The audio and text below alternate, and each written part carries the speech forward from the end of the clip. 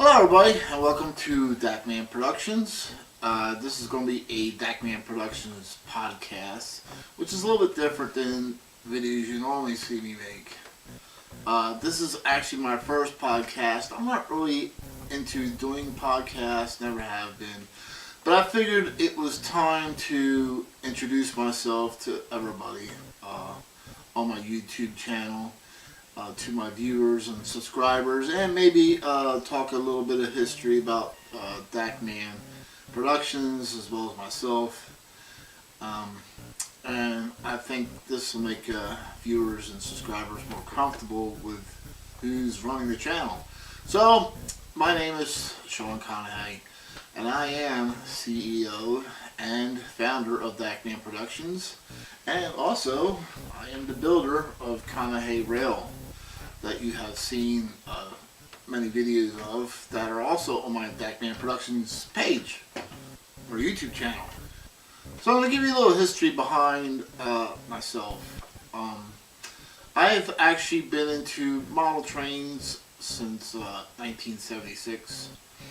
I got my first Lionel train set under the Christmas tree in 1976, and the love of model trains just grew from there. So I've been Lionel 3-rail for quite some time, and it progressed from there.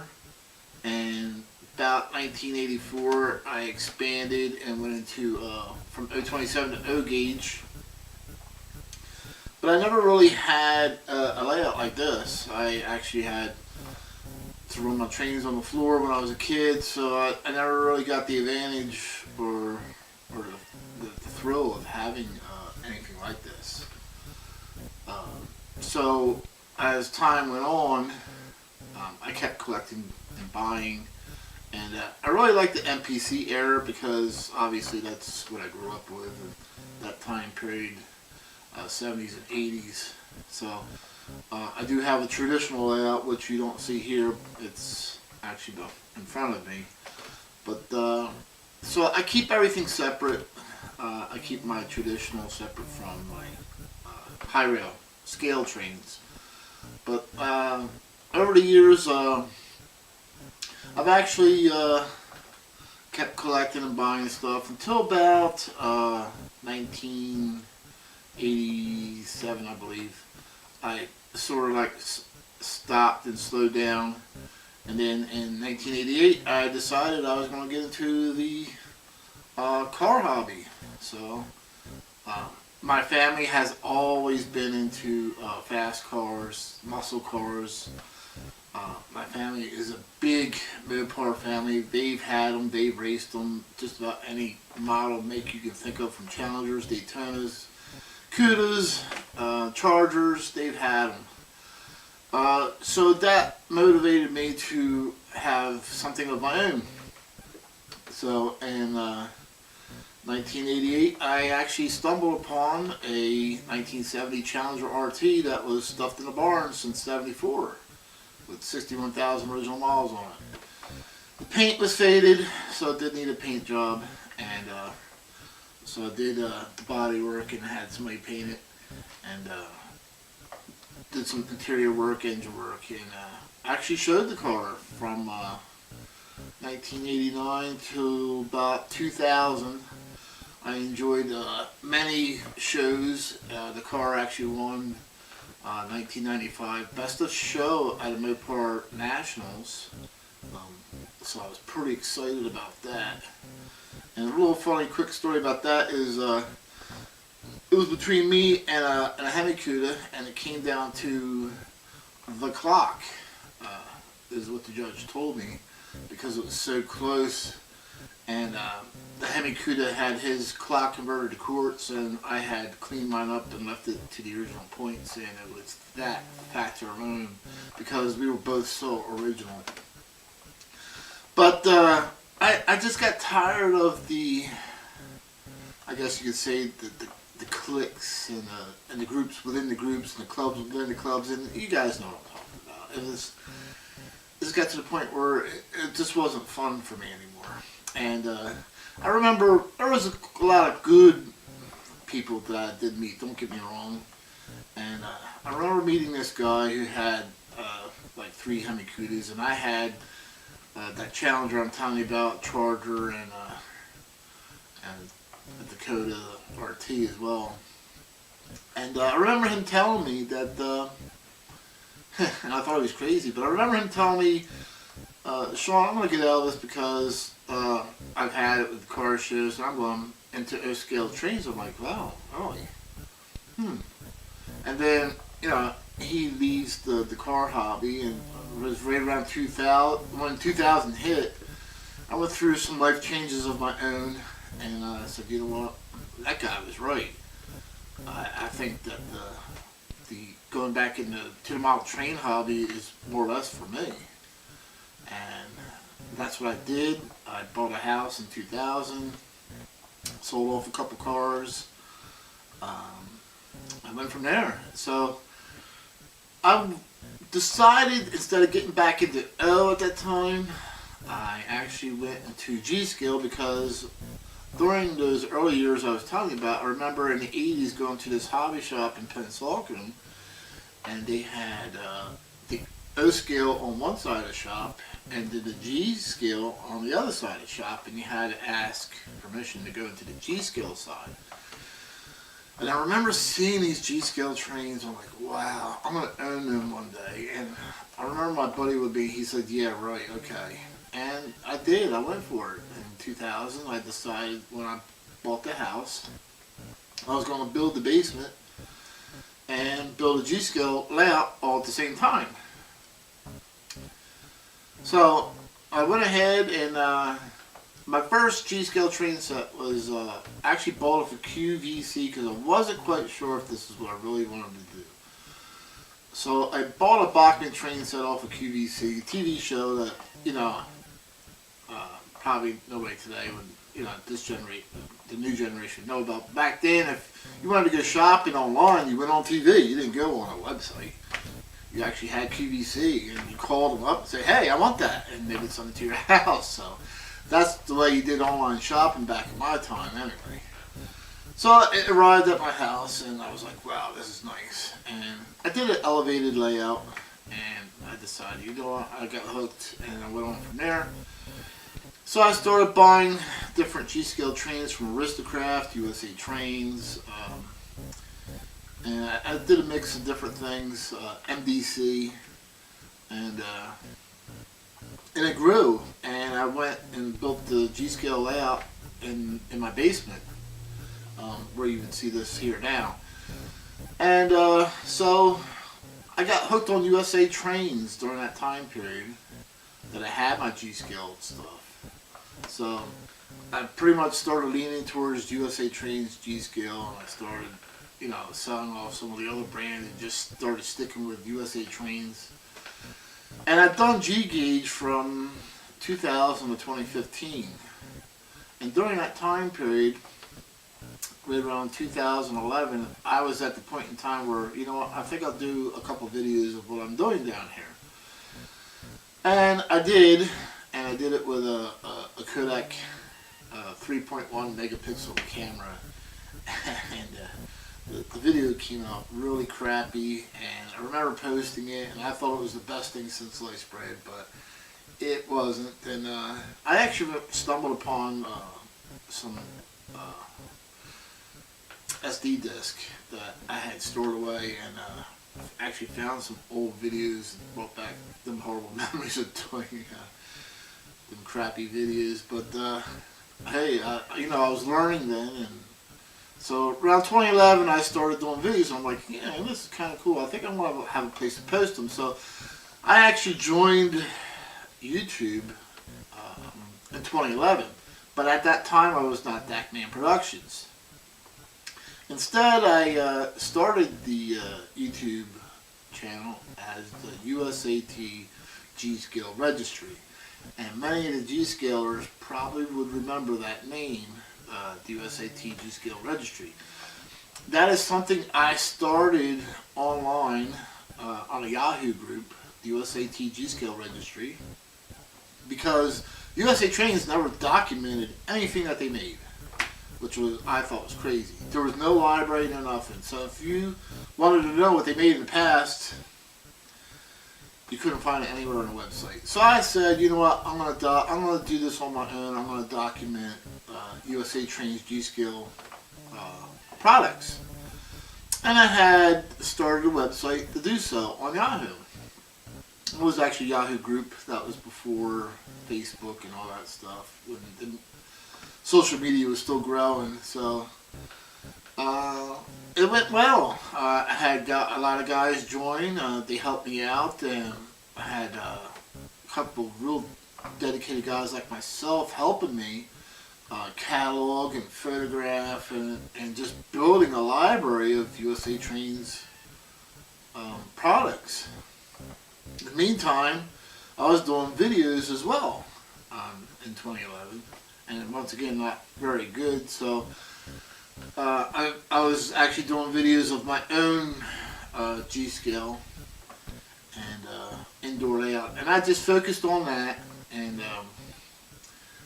it was, you know, people, you know, commenting, you know, wanting, you know, tomato throwing things that, you know, hey, you're horrible, you know. But I learned from that, and it just kept motivating me to do better. It didn't actually make me want to stop. Just say, hey, all right, this isn't for me. But, you know, it actually made me want to do better. So when I went on doing these videos, and I kept trying to follow, you know, comments and stuff like that, trying tweaking things, I actually said, you know what, the first thing I do is gotta get rid of that crappy camera and get something else. So I did. I got some kind of Panasonic camera, and it wasn't HD. It was just a regular. It might have barely 480 if that, because sometimes even that came out kind of grainy. But so I didn't want to spend a lot of money if I wasn't going to stick with it. So I bought this Panasonic 480 not HD camcorder. And I started doing different things, and the videos started getting better, and I started getting better comments. But I was still focusing at that time on my own indoor G-Scale layout under the USAT G-Scale registry. So as time moved on, I said, you know, I started going to more train shows. Went to the East Coast Large Scale Train Show in New York. Started attending that show. And I was looking around, I'm like, wow, this is all nice, but, you know, there's a lot of people that could be missing out on all this. You know, I want to bring this show to people that can't attend to their living room. I mean, this is cool. You know, unfortunately, there's people who miss this and don't realize what is there. So I decided to get into doing HD in around 2012, and so I went ahead and bought a 720 HD camcorder, and brand new, because I knew that's what I wanted to do.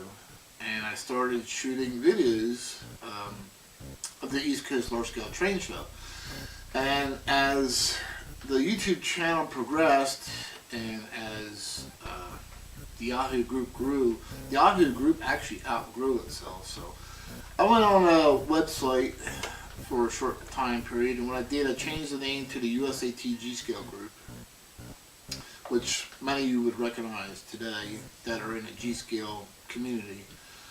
And we continued growing the library, growing things, and it just got to the point where, you know, the websites were losing interest because of social media, and I knew in order to keep growing or keep people interested, I would have to move things from the website to the social media site.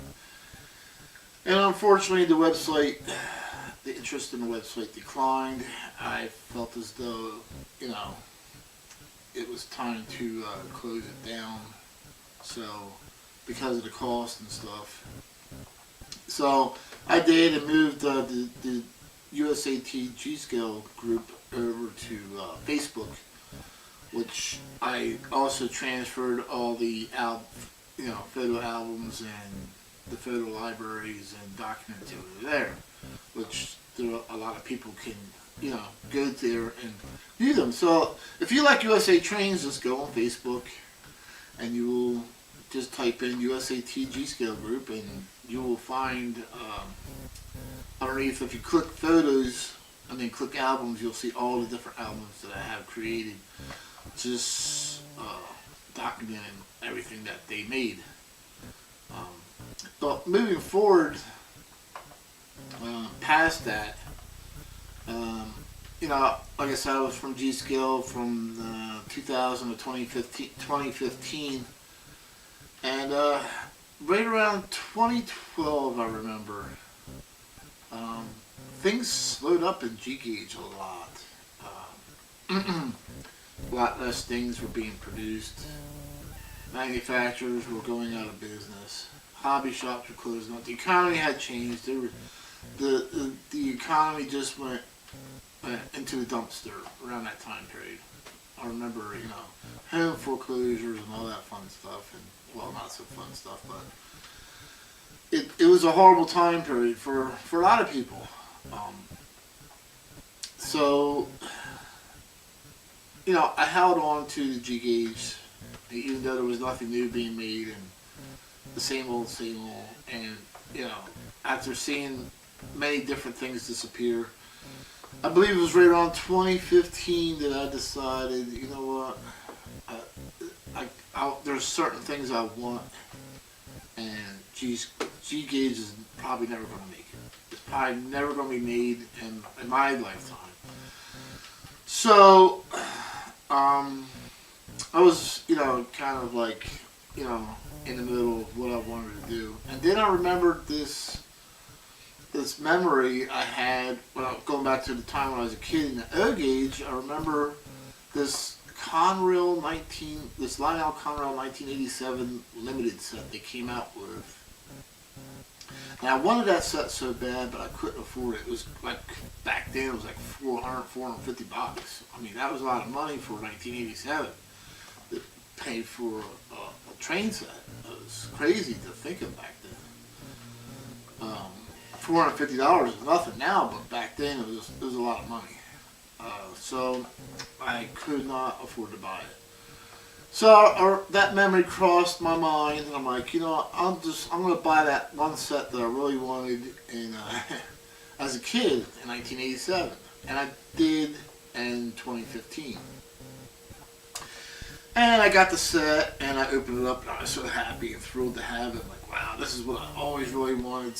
And, I waited so long for this, and I finally found it brand new in a box, and I paid, a really reasonable price for it. So I actually set it up in a bedroom on the floor and ran it around the loop, and I'm like, yeah, this is cool. And then one night I go to bed, and I know it's going to sound crazy, but when I went to bed that night, I remember I still have memories of it. I had this dream of this O-Gauge layout in my basement, right where this is at. And I remember waking up the next morning, the dream was so real, so vivid, that I wrote things, started drawing out plans and wrote things down from that to start planning out an O-Gauge layout. And I started out with a small L, and L-shaped. It wasn't very big. It was maybe 8 foot by a 4 foot L, and I ran my Conrail Limited on it. And so once I had my first actual layout, above layout, I was like, wow, this is pretty nice. I can't believe that, I finally have a real layout now. And so I bought I remember buying a Lionel TMCC locomotive cheap, and I started playing around with it.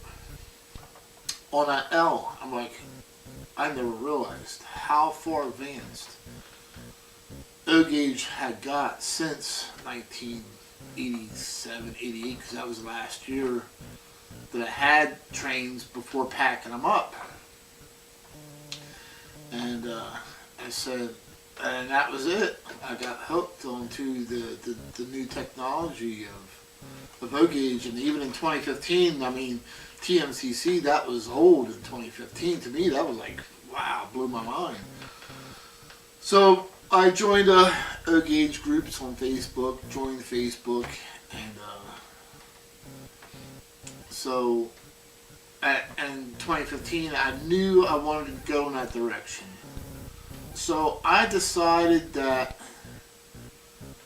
for my video part of it, that I wanted to do more than just shoot videos of a G-Scale show or of my own stuff. So I wanted to take that the next step as well, next step further. So I decided to split myself off from the USAT G-Scale group and make my video productions part of it separate of the USAT G-Scale group. So they would be two separate entities and not the one, so people would get confused. So I had to come up with a name for my video productions, and so I decided to choose, as many of you know, Dakman Productions. I don't understand. Some people have a hard time pronouncing it. It's Dakman, just that simple. Sometimes I meet people who's like, "Oh, you're a Dakman." No, it's not. Oh, it's A. You know, it's Dak. It's A. Dakman. So many of you probably wondered, how in the world did I come up with this name, Dakman? Trust me, I'm not trying to be the next Marvel Comics hero or anything like that. That was not my intention. Dakman was actually a nickname that was given to me during the 90s. Mid-90s, I was working at a trucking company because I'm actually a diesel tech by trade. That's what I do, I work on the big trucks. And so I remember working for this trucking company, and me and this tow truck driver who towed trucks there, he kept his truck there too. We actually became good friends, and we're still friends to this day. We still talk to this day. It's just kind of funny that the friendship is still there many years later. But I would talk to him during lunchtime about this history of my family and my show car, you know, Mopars and the Plymouths they had and the Dodges they had, my own Dodge I had, and there was even a local show in the town that I was working in that I took my car to, and he came, and even the owner of the company came over to look at my car, and they both really liked it a lot. And that was the only time I ever had a company owner actually take interest in anything that I was doing. So it was, to me, that was really cool. Even to this day, that was the only person who actually was a company owner that took interest in something that I did, and who really wanted to see what I was doing. So in the meantime, when I was growing up in that same time period with trains, I was involved in, my family's also involved in trucking. So I had quite a few uncles who were in the trucks and trucking. And they were either managers or trucking company owners, or they were high up in high up positions. So my one uncle, who actually owned a trucking company, and he was a manager at Shanahan Truck Lines for quite some time, took me under his wing, and the trucks there were all Mack trucks. And I remember these Mack trucks, they were F models, U models, and R models, and when I was just like 15 years old, he decided to put me in this U-model Mack and show me how to drive it around the yard. And I thought that was the best thing in the world, even though it had manual steering. It had this big old steering wheel in there, and I remember, tugging on this thing, but when he drove it, he's like, made it look like power steering, but I'm struggling with this thing. and finally he showed me how to steer it while I was moving it. So yeah, it's funny how truckers today, some of them are spoiled, but there was no air conditioning in this truck, not even a fan. It had a roof vent, you had to open up the vent. Wind the windows down, no air ride seat, had this seat bolted to the floor, and no air ride suspension, spring suspension. So here I am in this U-model Mac, and he's showing me how to drive it. And so I sort of like fell in love with the Mac truck as well because of that, and I like Mac trucks. So we're sitting at lunchtime, going back to how Dakman came about in the 90s. I would sit at lunchtime and the tow truck driver would be there, and we would just, talk about, he was interested in, what Mac trucks as well, and Dodges and Plymouths. And so this goes on about a year and a half, and one day he just comes in off the whim and says, "Hey, Dakman, how you doing?" I look around and says, "Dakman?" He goes, "Yeah, you're the Dakman." I says, "How did you come up with Dakman?" He goes, "You like Dodges and you like Macs. Dakman." I'm like, that's perfect. I like it. And so the nickname Dakman actually continued on because it still doubled as a perfect nickname because I really got into Dodge Dakotas later on. So in '92 I bought this Dodge Dakota Sport, 1992. And then in '98 was the first year for the Dodge Dakota RT 360, and I bought that. So Dakman worked perfect as a nickname for me there as well because DAK is the first three letters of Dakota. But the original Dakman name came from, because I liked Dodge cars and Mack trucks, and it was given to me by tow truck driver. But later on, it stuck with me because I like Dodge Dakotas, and I still was the Dakman. So it's kind of funny when I meet people today that find out that, "Hey, you're the Dakman?" I said, "Yeah, I'm the Dakman. That's me." So some of you have already met me. Some of you, the viewers, have already met me, and glad to meet you too. And I have fun going out and meeting different people, going different places. Mainly my focus is to shoot videos of model train shows, model clubs, and just promote the hobby. Because in this world and age, the technology, the kids are going with iPads and iPhones and these games and stuff like that. And, the model train hobby is sort of like suffering. So they're trying to catch up with, making trains that are Wi-Fi enabled and Bluetooth and stuff like that. And so hopefully it catches on, gets back on track again. It's funny to see some of the reactions to the general public. "Oh, I didn't realize they were still making model trains." It's like, really? But you have to realize that there's not a lot of train shows in some areas, so that's another reason why I wanted to do this, because I know I'm sort of lucky. I'm in an area where there's a lot of train show events that go on, but I know there's other places where there isn't any, and people miss out on it. And I figured, hey, why not bring it to their living room or their iPad or their phone, and they'll be able to, see and experience that train show. So my thing is to bring you the train show or the train event like you're really being there, which is where my slogan came from. It's almost like being there. So between the HD and the way I shoot the videos, I want you to have the experience like you're really there with me.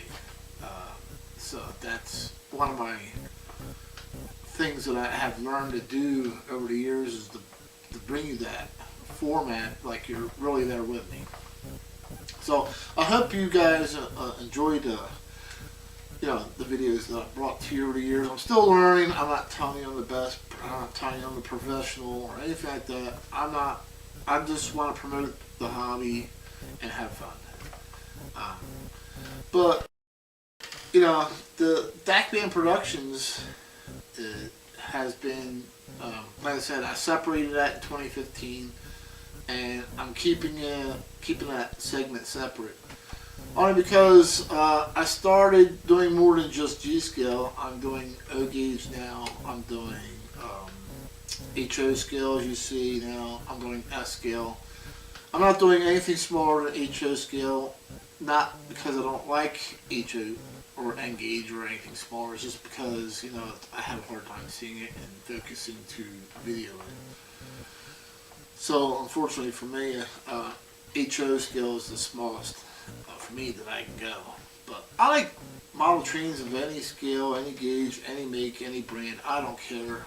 I'm not going to bash manufacturers. I actually hate it when people bash manufacturers because people have, different budgets of what they can afford. And so if you bash somebody because they like Tyco, but maybe that's all they can afford, but that stuff is cool too. You know what I mean? So one of the things I like to focus on is promoting. That's what I really want to do. That's what Dakman Productions is really all about, is promoting the model train hobby.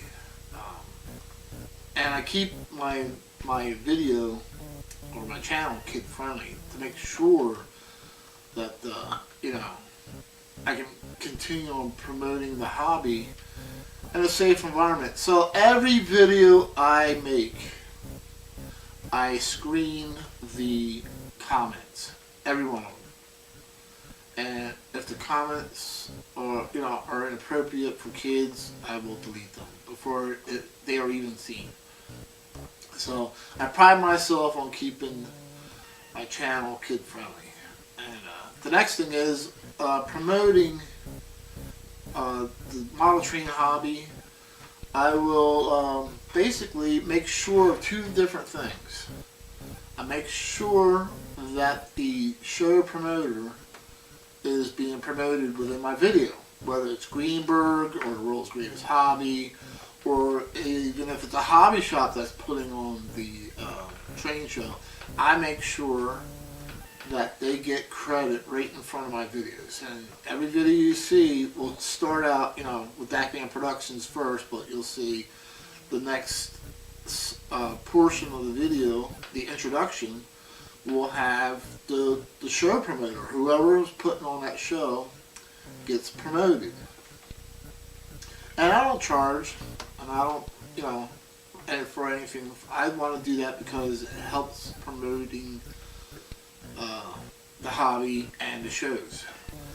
The second thing I make sure of is if I'm going to a train show, I make sure that the club is also promoted, whoever the club is. So you'll see the show promoter, Greenberg, World's Greatest Hobby.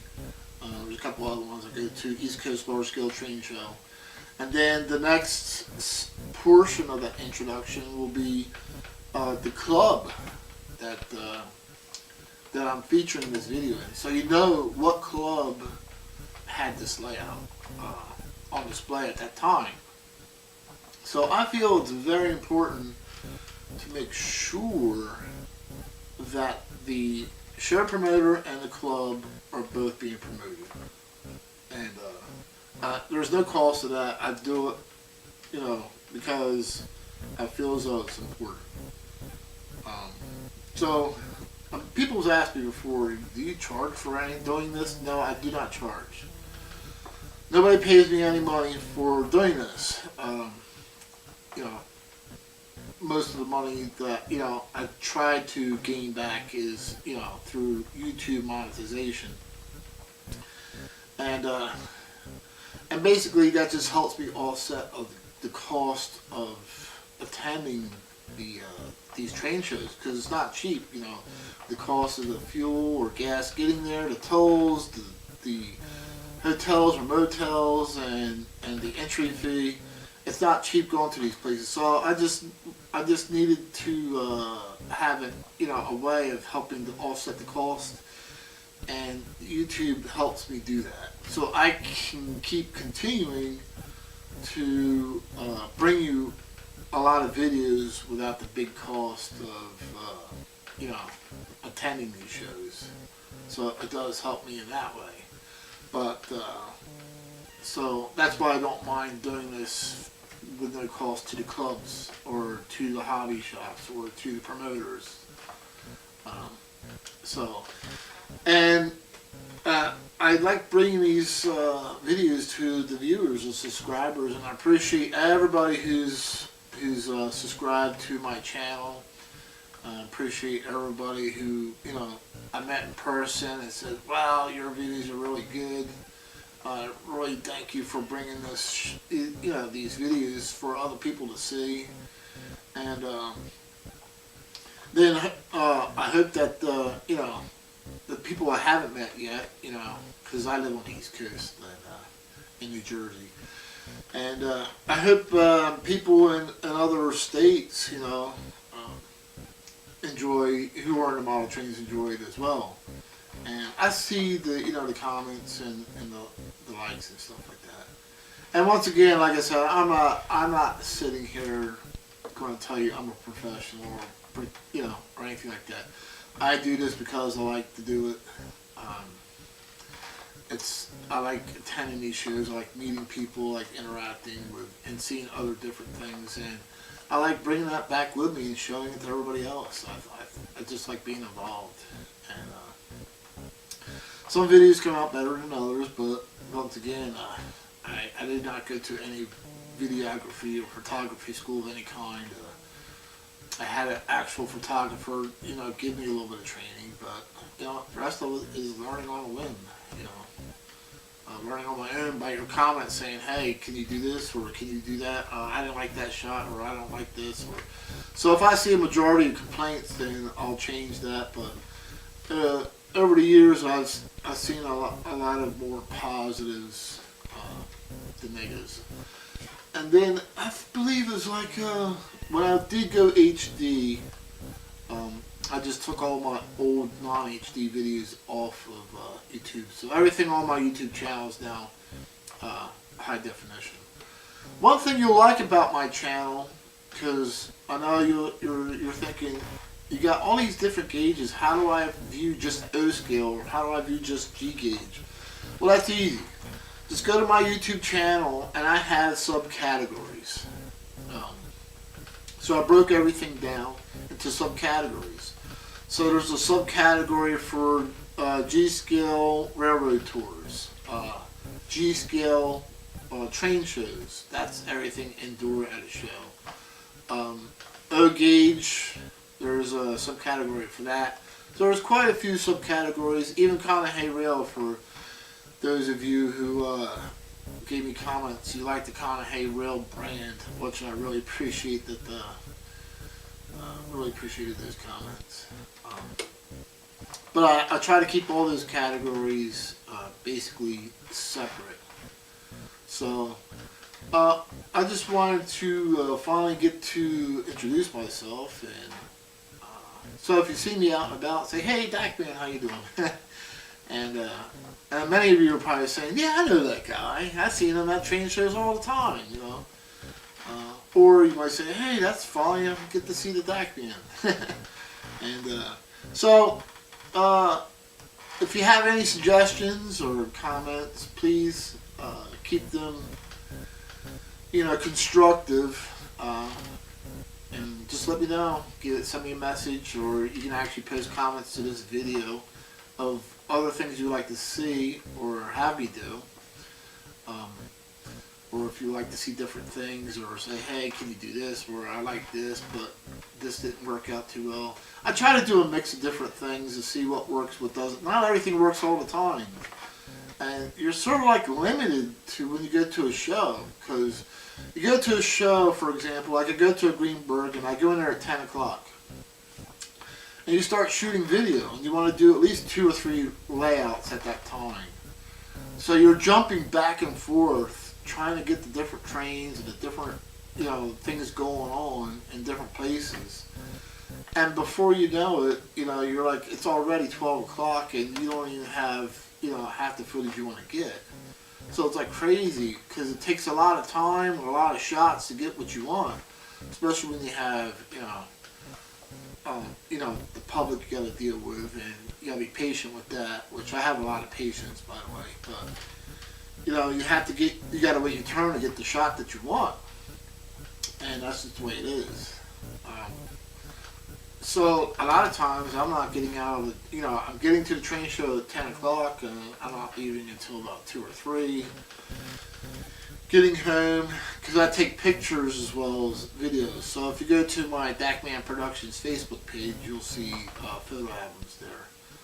So I sort of like do both. And so when I get back home, then I have to load I have to create the videos from all the clips that I've shot. And it takes a lot of time.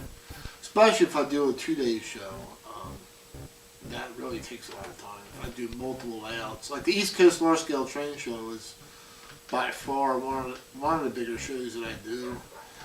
I believe there's like 6 clubs on display there. And I make sure that they're all included into some kind of video because, I really want to do that for them and make sure that they're promoted. And a show event like that, it takes me almost a week to get everything out. So that's pretty much the history of Dakman Productions and pretty much why I do what I do as far as promoting. I like being involved. I know some of you are probably going to ask, what about rail fanning? I tried it a couple times. It's just not my cup of tea. I really didn't care for it that much. I think I made one rail fan video and it just really didn't do anything for me. But I will take, if I go to museums, I will take videos of trains in action there. But I'm not going to go out of my way to hit every museum in the world and bring that video to YouTube. Most of my focus is actually on the model trains instead. So. But I have brought videos of Strasbourg. There was a video I made of my trip from the Rocky Mountain Great Smoky Mountain Railroad, and then another one of North Carolina Spencer's. So that was a trip I always wanted to make, and I did. But if I'm going to a museum, I'll go ahead and shoot the video and bring it, to YouTube. And that's in a different subcategory as well. So, hope it wasn't too much of a long-winded podcast. So I just wanted to, introduce myself, give you a little history of Dakman Productions, explain to you what Dakman Productions is all about and why. I do what I do, and a little bit of history about myself. So. Hopefully I see you guys out there, and for those who subscribe, thank you very much, and keep watching, and I'll catch you guys later. Alright, see you later. Bye.